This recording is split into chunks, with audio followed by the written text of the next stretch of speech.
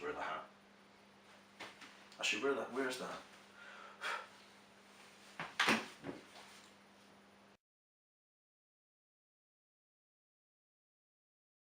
Good afternoon, ladies and gentlemen, and welcome back to Heavy Repping. My name is John Tron Davidson, and I am here once again in our super secret test location in the southwest of England. Today I'm going to be doing a top 5. Now I know that YouTube does like a top 5 list, and so I thought I would do our first one. I've done a top 10 before, but not a top 5, so this is a very nerve-wracking experience for both you and me. Ooh. So picks can be made from a lot of different materials, as I'm sure you know. Most of you will have used things like the Dunlop 73, which is our test pick, and is made from Delrin, but there's plenty of other materials, the most common ones being things like Ultem and Celluloid. But today, I'm going to show you some picks that are a little bit unusual. So this is my top 5 pick materials you might not have considered. Let's meet the contestants. This is the Worf Shop Jazz, made from carbon fibre. The T1 Jazz, made from 354 grade steel. The Stone Age Guitar Picks Black Jazz, made from Agate. The Picks Teardrop, made from vinyl. And this is the Howling Monkey Antonius, made from Tagua, or vegetable ivory. So that's our list. I'm going to test them using the stick, which is here, of course, running through my board, of which I will put a picture up of. There's a sentence. Here!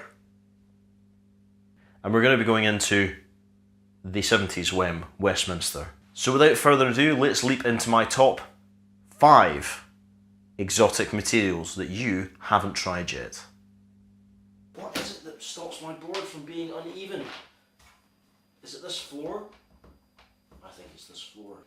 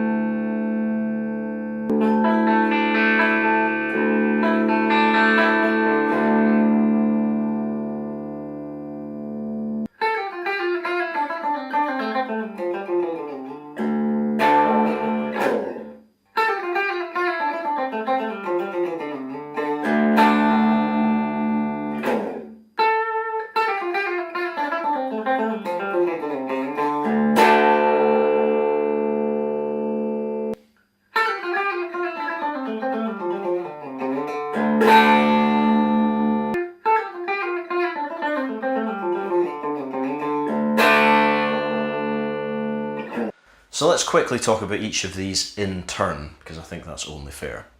Worf Shop carbon fibre. These are quite expensive, not just from Worf Shop, but from anywhere, because carbon fibre is a notoriously difficult material to work with. It's got quite a hard edge to it, not as hard as Ultem.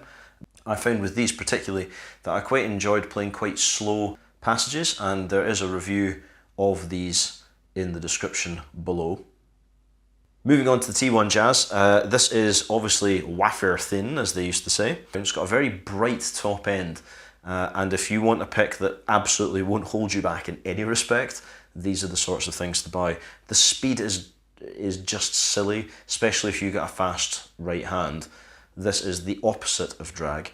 Obviously there is a bit of fear that you're going to go through strings, but I will tell you, as an Elixir player of some years, the only thing that will happen is that it will take the coating off your strings a little bit faster. But other than that, I've never broken a string with these. So the Picks Teardrop has a slight floppy quality to it. Now floppy is not really words you want hurled around at your picks. But as their Black Triangle made it into my top 10 picks of 2018, this isn't in this rogues gallery because it's rubbish. A slightly sort of awkward quality, which I find very endearing. As I play with flats on the bass, I found this to be a really full-bodied sound. So these come very recommended, and they're cheap.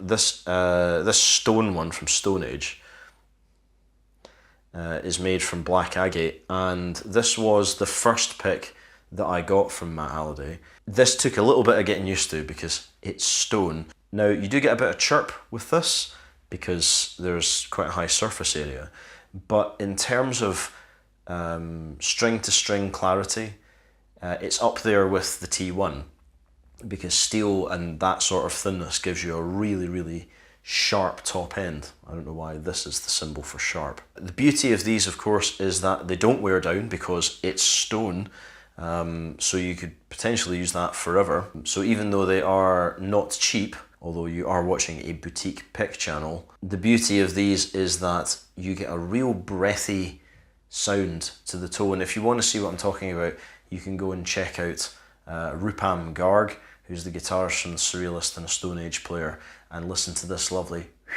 that he gets off the edge of the strings. It's just wonderful.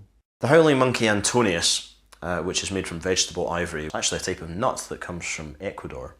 And I've written a full review of this on the site, which obviously you can find below. This has got the highest rating of any pick at heavyrepping.com, and the reason is threefold. Number one, it looks amazing. As a friend of mine said, it's like a key out of Indiana Jones or something. It feels, the grip is the strangest thing. The hole in the middle is massive, right? And it's got really straight edges. When I first got this, I thought, I'm never going to get on with this in a million years. Not only is it my favourite material for picks to be made out of, but also it's got my favourite sound of any pick that I've owned. The sound's really chewy, you don't get a lot of string noise, it's very evenly balanced and really controllable. So, I hope you enjoyed this little roundup of my top 5 exotic pick materials. There are others that I haven't covered, like coconut shell, and seashell and glass, but I have some of those on the way, and some ultra high weight molecular polyurethane and some ultra high molecular weight polyethylene. Looking forward to that. But in the meantime, I've been John Tron Davidson. This has been Heavy Repping, and I sincerely hope that I will see you next Sunday. Don't forget to like, share and subscribe. You can also follow us on Instagram at Heavy Repping, and I shall see you soon. Remember, if you don't know what to do,